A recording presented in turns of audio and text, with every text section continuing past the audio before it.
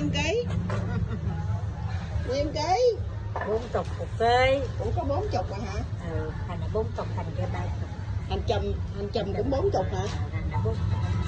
Trời hành trời. Ủa sao cây vậy? Hành trùm là củ điền hả? Củ ra củ bự hơn mấy cái nha. Giống mua 20 ký không? Có màu ra. À giống có 15. Thôi sụt thật ta lo dữ vậy.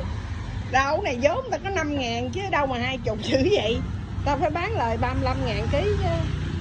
Hiểu không? Bán vậy mà không chịu mua nhà lầu xe hơi nè. Uổng ghê à.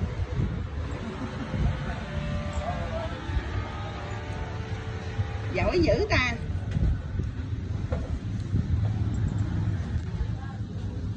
Người phụ nữ đảm đang ngước mặt lên ngó cái coi. Hello.